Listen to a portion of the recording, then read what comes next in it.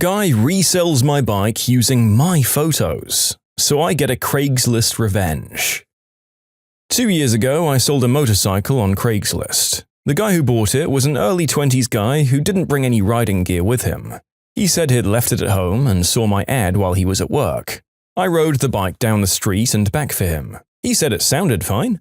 Long story short, I let him talk me down to $100 because he seemed like a nice kid.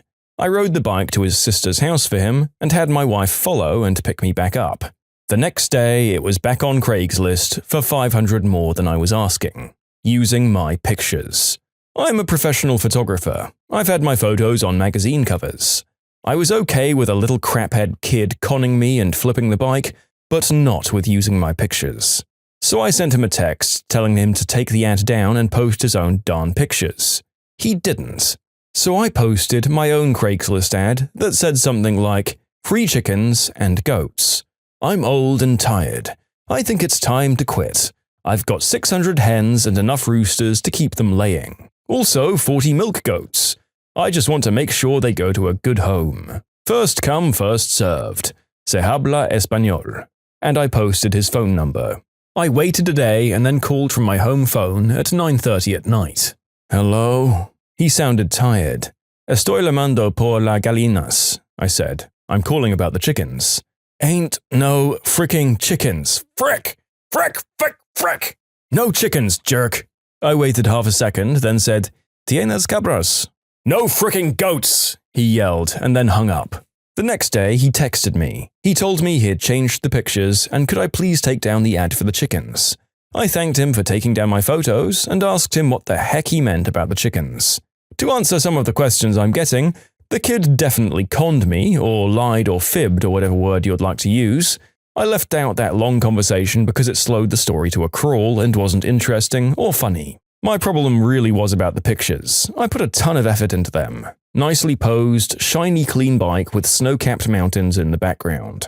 Fill lighting on a bright sunny day, a couple of hours cleaning them all up digitally. I've seen worse pictures in manufacturers' brochures. I was pretty proud of those pictures, and while I could live with the fact that I'd been had, I hated the fact that he was plagiarizing my creative effort. Suitable revenge. My bafflement is mostly at how low effort and effective this revenge was. It does worry the narrator a little bit that it seems like it would be really easy to inflict this same level of irritation on a more or less innocent person who hadn't also scammed you on a bike and stolen your intellectual property. At first, the narrator thought the author's priorities were a bit out of whack, caring more about his photos than about the flip on the bike, but then I realized you were fine with letting the bike go for that price in the first place, so it would be a bit pointless to get angry about the lost prospective money. On the other hand, high-quality pictures and illustrations can be sold to magazines, put in galleries, and have a number of other artistic and financial applications for a photographer, so it does make perfect sense. I do have to wonder how many people showed up on the kid's doorstep looking to buy livestock, though. Also, the author's feigned ignorance to the kid does imply that maybe he left the ad about chickens and goats up for him to suffer through as a parting blow, although I'm not totally sure on that. Wait, you work here? Pregnant ladies don't work. I'm not good at making titles, sorry. So a little bit of backstory. I was 15, and at the time I was looking for a job, and my mum works at a thrift store and was 7 months pregnant. So anyway, I went to my mum's work with her because it was Saturday and my mum wanted to show me around the thrift store that she owned, and still owns. This was about 2 years ago and I was a little naive at the time. So my mum was showing me around, the storage room, the break room, all of that stuff. So the first customer came in and I watched her help them, and I watched my mum help a few more customers. She was working up front because most of the employees didn't show up for another few hours, and the others were on break or something. Then a girl who, yes, had a Karen hairstyle, walked in holding her kid's hand. This is how the conversation went. I'm just going to call her Karen, by the way. Karen said, "Hello, ma'am. I'd like to look at scarves." My mum said, "We don't have any on the shelves right now, but maybe I could bring some from the back for you to look at." Karen took a look at my mum and said, "Can I get a real employee, please, like that girl sitting behind you?" Sorry, ma'am, she's just watching me work, and I'm the only person working right now. I'd be glad to help you." "Stop lying. Pregnant women don't get to go to work, they stay home." I must have chuckled because Karen glared at me and said, "Sweetie, you in the chair, come up and help me get a scarf and call the real manager." I said, Ma'am, I'm her daughter watching her work so I can try it out myself. She is the manager. Karen looked at me shocked as one of the employees walked in from break. I'm calling the police. This new employee just said, ma'am, what's going on? These two fake employees are telling me they're out of scarves and are being rude. She's saying she's the manager. The employee laughed and said, ma'am, that is my boss. We're going to have to ask you to leave. Karen's face turned red and she stormed out of the shop, and her kid looked embarrassed for a 5-year-old. Yet another one of these roaming mums at shops who seemingly just don't know how the law works and thinks the police are just these teacher-like figures that you can complain to every time you see something you don't like. Why do American Karens in particular just seem to invoke the popo every time life doesn't go their way? Do they think that the threat of them coming in is enough for them to get what they want? And to remind you, what they want in this case is a working and heavily pregnant mum having one of their family's main sources of income taken away. Just do better, Karen. Or better yet, hop on the phone to the cops and enjoy them just laughing at you for as long as your call lasts.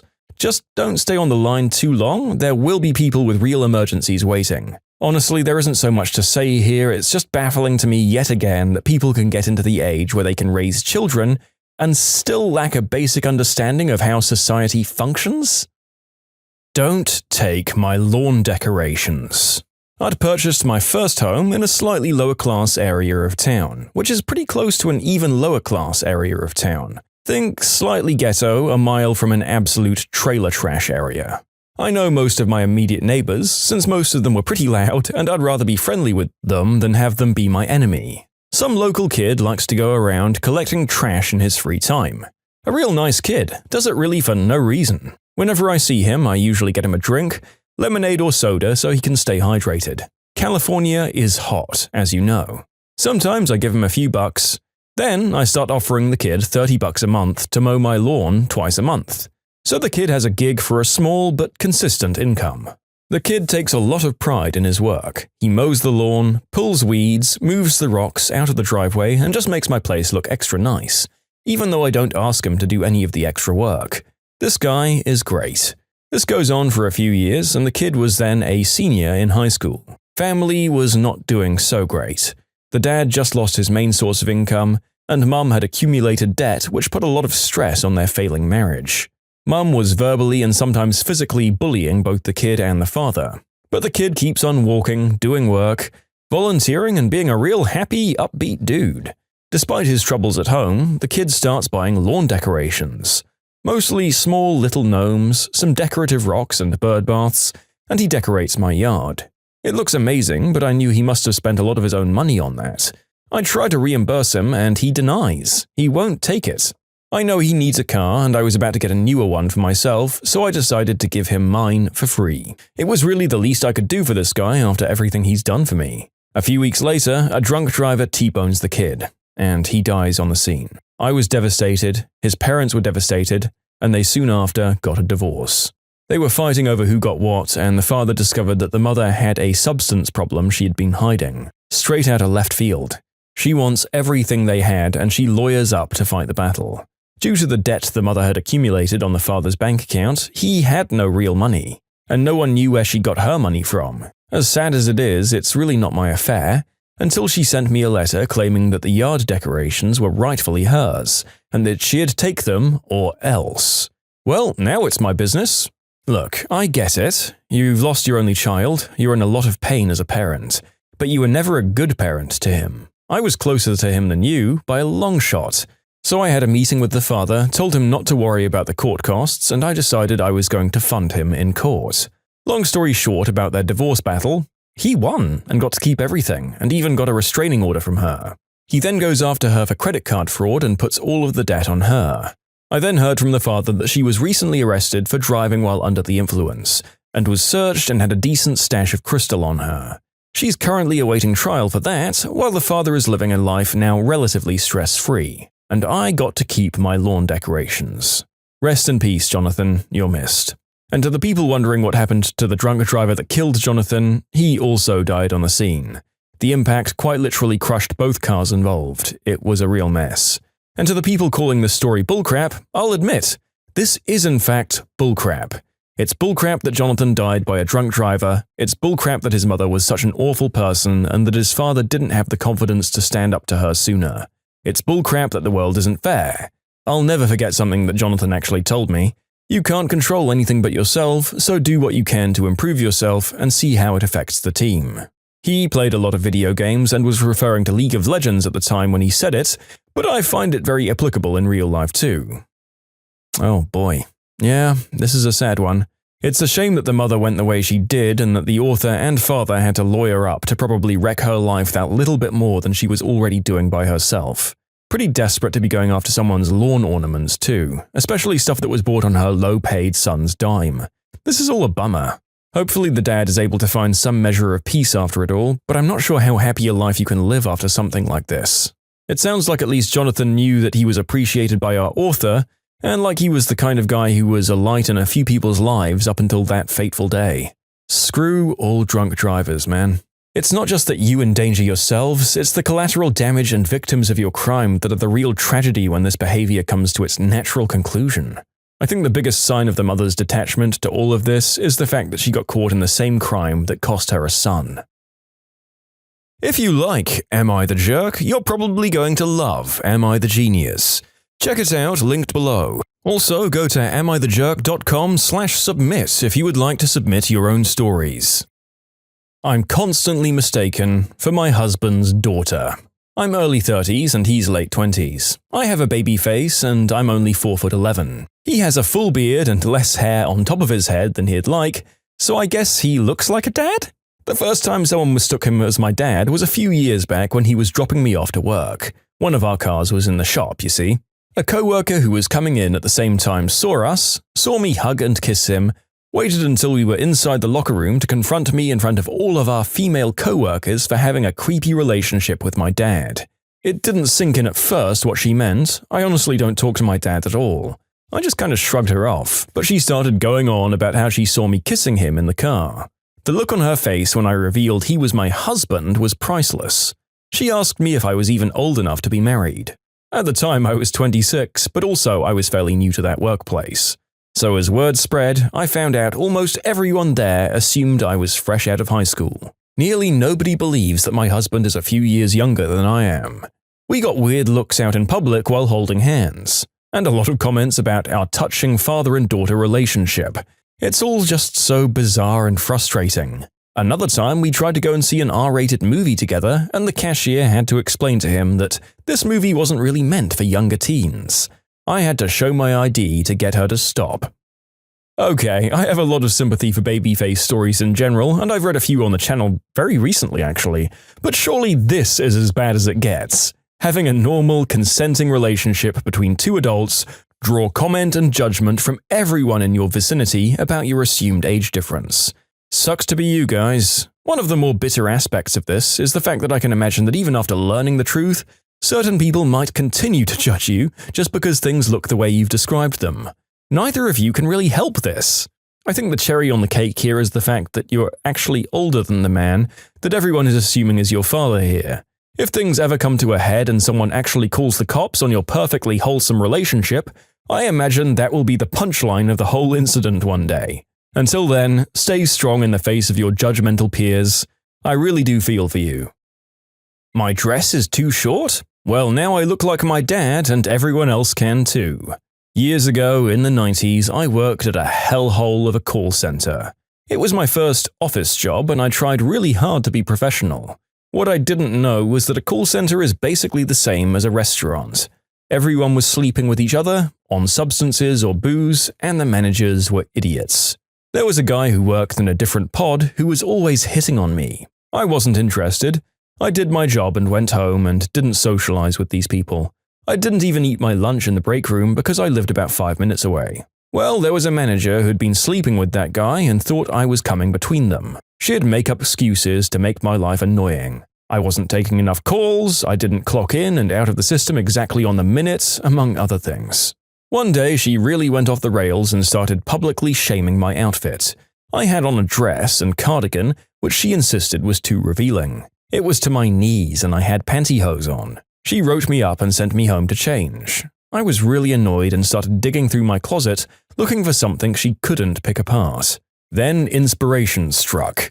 My dad is a textbook accountant. Khakis, short-sleeved button-ups, and ties. So I borrowed an outfit from him. I was swimming in it. You couldn't see a single curve. I went back to work and headed directly to my desk. Don't you know, their manager spotted me and made a beeline directly for me. She pulled me into HR complaining that I looked unprofessional. I told HR that this is what my dad wore every day and he's a consummate professional. HR agreed that my outfit was acceptable, but the manager wouldn't let it go. The dress code was gender-specific and she argued that I wasn't dressed like a woman. I ended up just going home for the day rather than dealing with her anymore. A few days later, the dress code policy had been updated with vague language about looking professional and didn't even give examples of what was appropriate. The memo was posted in several places. This meant that everyone in the call center could now basically wear whatever they liked as long as it wasn't ripped jeans or a tube top. The manager was fuming because HR had taken away one of the things that she could lord over people. I didn't last much longer there, but hopefully no one ever changed the dress code back. Sounds like a crappy environment. Also, check out the fact that her romantic partner was actively flirting with you and she decided that you, the unwilling recipient, were to blame instead of, just doing the adult thing and having a conversation with the person she was doing the deed with about it. Oh, sorry, let me rephrase. The subordinate that she was doing the deed with. What an absolute garbage show of a workplace, and you're 100% right. The stuff going on there sounds exactly like the staff environment in a restaurant. And hey, you made the dress code a bit more gender-neutral and comfortable for everyone involved. So even if this awful woman unfairly blamed you for her lover's attention for the rest of your tenure there, you made your mark on the workplace and removed one of the many things she chose to complain about. Good job! Entitled mother and entitled kid are trying to steal my first-class seat. So this morning I was traveling with the train to work. Due to COVID, not many people are traveling via train, so the train company has shorter trains than usual. Not a problem in my opinion. But this morning the train was extra short due to some material issue. So I was sitting in my first-class seat next to the window, and then the entitled mother walks in with her kid. Mother says, "Excuse me, young man." I look at her. "I see you're sitting in the window." Yes?" Then the kid screams out of nowhere, "Mum, I want to look out the window." Other people in the train are now looking at us three. My boy wants to have this seat. So I ask, does your kid have a disability or a handicap? I asked this because I wanted to give up my seat if the kid really had a disability or handicap, which might not be visible to me when I was asking. Then the mother freaks out. How rude! She starts screaming for train employees. I'm trying to get a word in edgewise. I'm asking because if he has one, I'm willing to give up my seat. The train employee arrives. What seems to be the problem here? This young man was calling my son handicapped. I want him kicked off this train. I was asking because… The employee interrupts us both. Young man, can I have your ID and ticket, please? Sure. I stand up to get the ticket from my bag, which is in the luggage compartment. The kid just starts sitting in my spot and looking out the window. I gave the train employee my ticket and ID. This seems to be fine, sir. Now what's the problem? I was asking if her kid had a handicap or disability, because then I would have happily given him my seat. That is indeed the right thing to do. Then the mother interrupts him. He didn't want to give up his seat and was screaming at my little boy that he was a retard. I said, "No, I didn't." Mom, can I see your tickets and ID, please?" The employee finally butts in. She hands over a ticket. "Mom, this is a second-class ticket. You need to sit in second class." "We can't. There are a lot of people in there."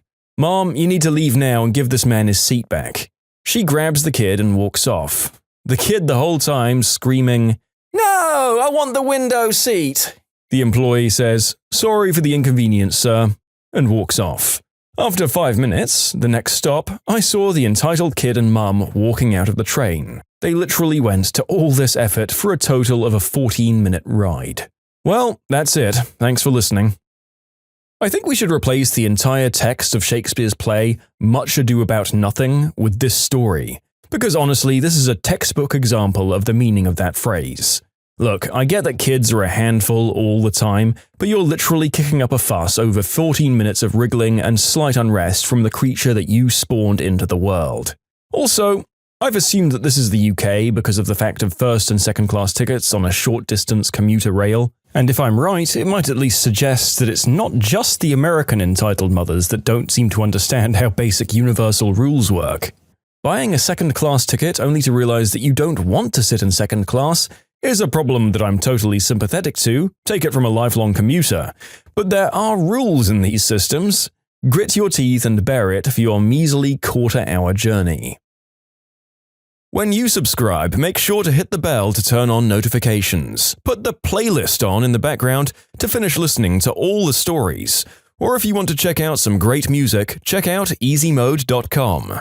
If you like Am I the Jerk, give Am I the Genius a shot. Everything linked in the description.